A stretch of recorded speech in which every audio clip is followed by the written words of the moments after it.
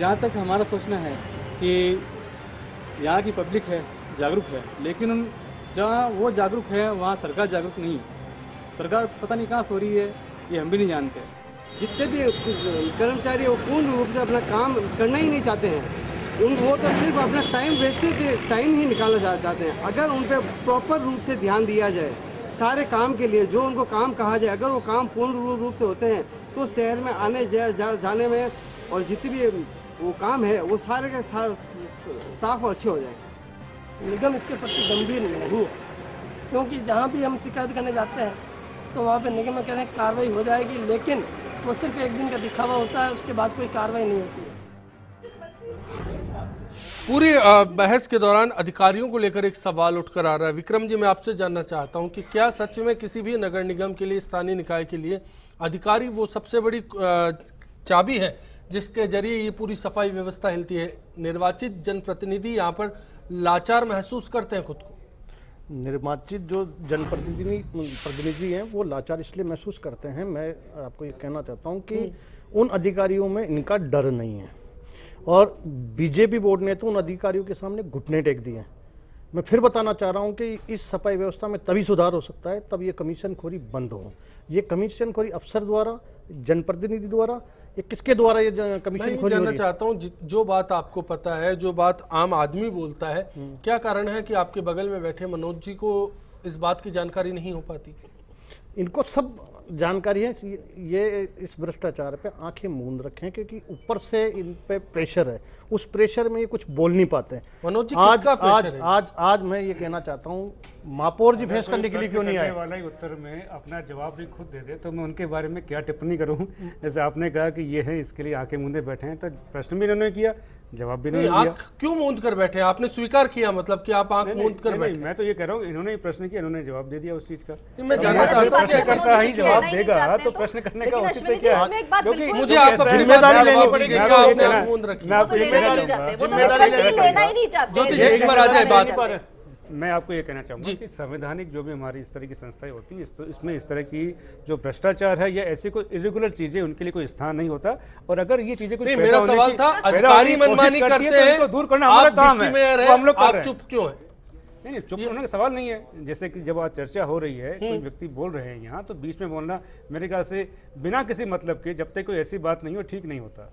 इन्होंने अपना प्रश्न किया, आपने मेरे से पूछा, तो मैं आपको यही कह रहा हूँ कि संवैधानिक तंत्र के अंदर जो है इस तरह की चीज़ें अगर पैदा होती है जो कि नहीं होनी चाहिए, उनको दूर करने का प्रयास किया जाना चाहिए, और वो हम लोग सतत रूप से कर रहे हैं। अश्विनी जी, पूरा का पूरा बीजेपी जो बोर्ड है आंख मूंद के बैठा हुआ है। भ्रष्टाचार इनकी नाक के नीचे हो रहा है। इनके सफाई समिति के जो चेयरमैन है वो ऑडियो वायरल हो चुका है। इनके जो अधिकारी वो तुरंत कार्रवाई की हमने, लेकिन अब तक वो चल रहा है। ज्योति जी, आपसे भी जानना चाहूंगा, क्या ऐसा पहले होता है? कागजों में जो बात कही अभी फिलहाल, जो बात कही अभी मनोज जी ने कि ये रवायत है, चलती आ रही है, लेगेसी में मिला, चलती आ रही है। मैं अगर जयपुर की सफाई व्यवस्था, ये तो मैं यूं कहना चाहूंगी अगर कि नगर जयपुर नगर निगम में अगर आप देखेंगे तो 20 साल से भाजपा का ही बोर्ड रहा है और मेयर रहे। एक बीच में एक टेन्योर डायरेक्ट इलेक्शन के माध्यम से कांग्रेस का। और अगर ये कह रहे हैं कि ऐसी रवायत, ऐसी भ्रष्टाचार चला आ रहा था, तो ये अपने जनप्रतिनिधियों पर, पुराने जनप्रतिनिधि में सवाल उठा रहे हैं, जिसका जवाब ये दे। दूसरी बात, अरे मेरे, ठीक है, ठीक है, कोई बात नहीं। अगर आपका कार्यकाल ठीक होता तो मेरे कार्यकाल में मनोज जी बोर्ड जो है वो आपका ही था। सफाई समिति के चेयरमैन आपके ही थे, वित्त समिति के चेयरमैन आपके ही थे। भ्रष्टाचार कौन करता है? ज्योति जी और मनोज जी दोनों से फिर मैं जानना चाहूंगा, अधिकारी अगर भ्रष्टाचार करता है तो निर्वाचित जनप्रतिनिधि क्या करता है? डायरेक्ट इलेक्शन खत्म नहीं करते तो हमारा ही मेयर बनता। लेकिन बात ये, टिप्पणी करना ठीक नहीं। आप नहीं, संवैधानिक टिप्पणी क्यों? आपने खत्म किया डायरेक्ट इलेक्शन, इसमें क्या बात है? गलत काम किया है तो उसको। ज्योति जी, मुद्दे पर आए, मेरे ख्याल से दर्शक भी जानना चाहते हैं कि इस भ्रष्टाचार का जिम्मेदार कौन है? अभी इन्होंने बात की अधिकारियों की मनमानी है, इस बात से तो कोई इनकार ही नहीं कर रहा। करप्शन में वो पूरी तरह से शामिल है, इस बात से कोई इनकार नहीं कर रहा। इसको सब मान रहे हैं। और अगर जब मान रहे हैं तो आज जो वर्तमान में बोर्ड, मेयर, निर्वाचित जनप्रतिनिधि हैं, उनकी जिम्मेदारी बनती है कि वो इस तरह की चीजों पे लगाम कसे। मेरी पूरी बात सुनिएगा एक बार अश्विनी जी। आप डीम्ड जो कंपनी थी जो कि सफाई कर्मचारियों का ठेका कर रही थी, उसको इन्हीं के पार्षद, सारे बीजेपी के पार्षद बोर्ड मीटिंग में ब्लैक लिस्टेड कर देते हैं, और उसी को आप भुगतान देने की तैयारी में खड़े हो जाते हैं, उसके फेवर में आकर के, संरक्षण में आकर के खड़े हो जाते हैं। और सरकार उसी सीईओ को, उसकी जांच की जिम्मेदारी दे देती है। वहां से भी स्थिति यही आती है सरकार से भी कि उसी सीईओ को जांच की जिम्मेदारी दे देती है, जिसके लिए सारे पार्षदों ने कहा कि कर्मचारियों को सही समय पे भुगतान नहीं हो रहा, उन्हें ईएसआई नहीं मिल रहा, उन्हें पीएफ नहीं मिल रहा, इसके भुगतान में करोड़ों की गड़बड़ है और उसी को दो दर्शक है, आप दोनों इंतजार कीजिए। ओझा साहब और सुशील जी आ रहा हूं आपके पास में। भूमिका को कैसे दरकिनार कर जी सकते हैं मनोज आप? जी इस पर जवाब चाहेंगे।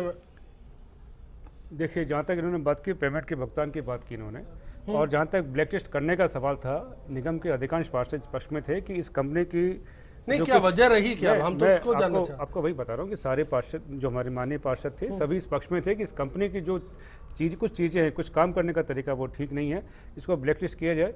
ब्लैकलिस्ट किया हमने उसको। यहाँ तक भुगतान की बात है, मेरा ऐसा मानना है कि जो 5,000 के आसपास हमारे श्रमिक थे जिन्होंने काम किया, 2 महीने काम किया, उनका भुगतान को रोकना, क्योंकि काम किया उन्होंने, उसके भुगतान को रोकना ठीक नहीं है। विवेक काम जी ने- संबंधी- ज्योति जी एक सवाल विवेक जी ने किया था। ओझा साहब आ रहा हूं मैं। एक सवाल विवेक जी ने किया था कि जयपुर नगर निगम के अधिकारियों और जो जनप्रतिनिधि है उन पर अब किसी कंपनी का फेथ नहीं है, वो अपना भरोसा खो चुके हैं। क्या इसके लिए ये कहीं जिम्मेदारी वाली बात है?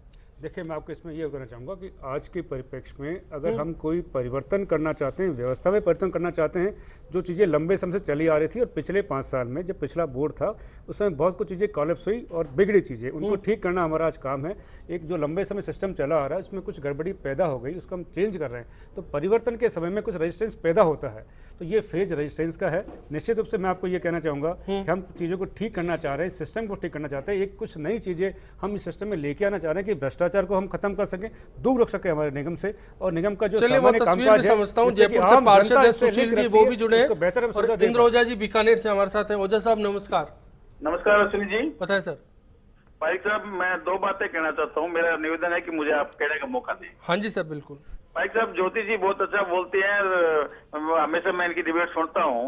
एक तो ज्योति जी से मैं ये निवेदन करना चाहता हूँ, ज्योति जी लंबा राज आपने किया, राजस्थान पे भी किया और भारत में भी आपकी पार्टी का राज रहा, और इतने सालों में आप जो कर नहीं पाए वो बीजेपी से आप इतने जल्दी उम्मीद करती हो कि ये सारे काम मुझे कितने अरे 20 साल से जयपुर में तो बीजेपी का ही बोल रहा है, हमेशा ही ज्योति जी हालत खराब की आपने, इतनी बुरी हालत में देश को छोड़ा, राजस्थान को छोड़ा, और धीरे धीरे ठीक होगा। दूसरी बात एक और कहना चाहता हूँ ज्योति जी को मैं, ये खाली कैमरे में टीवी में बैठ के इनके नेता डिबेट करते हैं और स्टेटमेंट देते हैं। आपको अगर ऐसा लगता है भारतीय जनता पार्टी काम नहीं करे तो सड़कों पर क्यों नहीं उतरते आप लोग? आप करिए ना, विरोध करिए ना। चलिए आपका पहलू आया, बहुत बहुत धन्यवाद ओझा साहब। सुशील जी नमस्कार। अश्विनी जी 2 मिनट मेरी बात को आप जरा ध्यान से सुनना। हाँ सर बिल्कुल। बात बीच कर जाए, मैं बड़ी मुश्किल से फोन लगा पाया हूँ। मेरी आने की इच्छा थी आपके चैनल पर, लेकिन आपने नहीं बुलाया तो नहीं आ सका। लेकिन मेरी इच्छा है, आज से 1 महीने पहले डिबेट हुई थी कि डिप्टी मेयर साहब बैठे, इन्होंने कहा हम ये बिल्कुल 40 दिन में इस व्यवस्था को सुधार देंगे। आज वो की वही स्थिति है, वही हड़ताल पर है। वो जिस दिन डिबेट हुई थी वही ठेकेदार हड़ताल पर है और भुगतान नहीं हो रहा है। भुगतान क्यों नहीं हो रहा कि पेमेंट कमीशन टाइम पर नहीं दिया जा रहा। मैं आपको बता रहा हूँ, सारा कमीशन का खेल है, और सबसे ज्यादा इसमें कोई परेशान है तो पार्षद परेशान है। पार्षदों की सुनी नहीं जा रही, जनता पार्षद को 15 मिनट में ढूंढ लेती है कहाँ है। आज हम पूरे दिन इतने परेशान हुए हैं जिसकी कोई सीमा नहीं, और ये बैठ के हंस रहे हैं चैनल पर। मैं कह रहा हूँ इनको शर्म आनी चाहिए। मेयर क्यों नहीं आता है यहाँ पर? मेयर बिल्कुल पूरी तरह जयपुर का मेयर फेल हो चुका है, इनके आपस में तालमेल ठीक नहीं है, और ये निश्चित रूप से मुख्यमंत्री तक बात पहुंच चुकी है और बड़ी भारी अंदर उबाल आ रहा है बीजेपी के। जाहिर एक चिंता वाली बात है, जिस शहर में खुद मुख्यमंत्री कार से उतरकर एक कचरे को लेकर नाराजगी जाहिर करती है, वहां तस्वीर क्या है। विवेक जी आपके साथ ब्रेक पर जाना चाहूंगा। पूरे पहलू को आपने सुना, क्या कोई प्राइवेट कंपनी पूरा अगर टेंडर ले ले सफाई व्यवस्था का तो ही समाधान होगा, और इस बीच में नगर निगम का कितना योगदान होगा?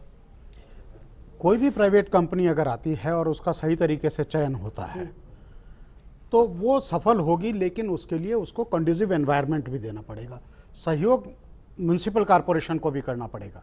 क्योंकि एक तो सबसे बड़ा यह है, जैसा मैंने पहले भी कहा, कि सबका फेथ खत्म हो चुका है, जयपुर के प्रति किसी का विश्वास नहीं है, और यही कारण है कि दूसरे शहरों में जब टेंडर होते हैं तो अनेकानेक कंपनीज उसके अंदर कॉम्पीट करने के लिए आती हैं, जबकि जयपुर में जब टेंडर होता है तो कई बार वो खाली चले जाता है, कोई भी उसके अंदर रिस्पॉन्स ही नहीं करता। पिछली बार भी जब टेंडर हुए तो सिर्फ 1 टेंडर मिला, वो भी 3 में से 2 में। तो पहली चीज़ तो यह है कि टेंडर होना चाहिए।